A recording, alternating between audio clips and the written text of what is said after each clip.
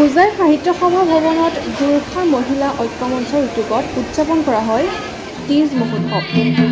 উক্ত উৎসৱত উপস্থিত থাকে কাজিৰঙা সমষ্টিৰ সাংসদ কামাখ্যা প্ৰসাদ দাসা। স্বামী স্ত্ৰীৰ মাজত যি পবিত্ৰ বান্ধোন, এই পবিত্ৰ বান্ধোন অটুট ৰখাৰ বাবে আজি পবিত্ৰ তীজ মহোৎসৱ পালন কৰে গোৰ্খা সম্প্ৰদায়ৰ লোকসকলে। উক্ত তীজ মহোৎসৱত সাংসদগৰাকীৰ সৈতে উপস্থিত থাকে প্ৰাক্তন বিধায়ক শিলাদিত্য দেৱ, জিলা বিজেপিৰ সভাপতি অনুপ দেৱ, অনুসূচিত জাতি মৰ্চাৰ ৰাজ্যিক সাধাৰণ সম্পাদক অৰ্জুন মজুমদাৰ আৰু দলৰ অন্যান্য কাৰ্যকৰ্তাসকল।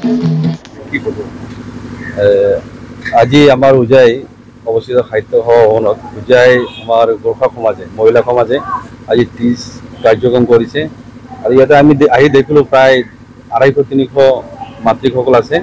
ইমান ধুনীয়া এটা পৰিৱেশ তেওঁলোকে নিৰ্মাণ কৰিছে। ইয়াত আমাৰ সাংসদ কামাখ্যা প্ৰসাদ দাসা ডাঙৰীয়া আহিছে, বাকী আমাৰ বিভিন্ন কাৰ্যকৰ্তাসকল আহিছে। ইমান ধুনীয়া এটা পৰিৱেশ, সঁচাকৈ ভাল লাগিছে। আৰু এই নেপালী সমাজৰ যি তীজ মহোৎসৱ, এইটো আচলতে আমাৰ শিৱ পূজা কৰে আৰু এই পৰিৱেশটো নিৰ্বাহ কৰাৰ কাৰণে আৰু আমাক মাতাৰ কাৰণে তেওঁলোকক আমি ধন্যবাদ জ্ঞাপন কৰিছোঁ। প্ৰতি মানুহৰ প্ৰেম, ভাল পোৱা এইবিলাক প্ৰতিফলিত হয় আৰু ইয়াত হিন্দু সংস্কৃতিৰ যিটো পুৰাতন সংস্কৃতি প্ৰতিফলিত ঘটিছে। স্বামী স্ত্ৰীৰ মাজত এটা পবিত্ৰ বান্ধোন সদায় অটুট থাকিব লাগে, তাৰ কাৰণে চিন্তা চৰ্চা কৰি তেখেতসকলে তীজ উৎসৱ পাতিছে। আৰু তীজ উৎসৱটো আপোনালোকে জানে যে সৃষ্টিৰ সময়ৰ পৰা পালন কৰি আহিছে গোৰ্খাসকলে।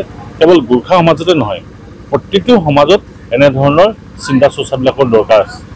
আজিৰ সময়ত মানুহৰ সম্পৰ্কবিলাক বেয়া হৈছে, সেই সময়ছোৱাত তীজ উৎসৱৰ দৰে উৎসৱ পালন কৰি মানুহৰ মাজত জাগৰণৰ যিটো চিন্তা কৰিছে, চিন্তাই অতি ভাল বুলি মই ভাবিছোঁ আৰু সেইকাৰণে মই উপস্থিত আছোঁ। সকলোৱে নিজৰ স্বামীটো ৰক্ষা কৰাটো সেইকাৰণে বিচাৰে যে স্বামী যদি ভালে থাকে তেতিয়াহ'লে ঘৰখন ভালে থাকিব। কেৱল উপাৰ্জনৰ কথাই নহয়, কেৱল খুৱাই থাকে এই কথাটোৱেই নহয়, এগৰাকী মহিলা নিজৰ পিতৃ ঘৰত থকাৰ পিছত কাৰোবাৰ যিটো ৰীতি নীতি মতে কাৰোবাৰ ঘৰত যদি কাৰোবাৰ আশ্ৰয়ত আছে, সেইজনৰ ভাল কামনা কৰাটোৱেই মহিলাৰ কাম। গতিকে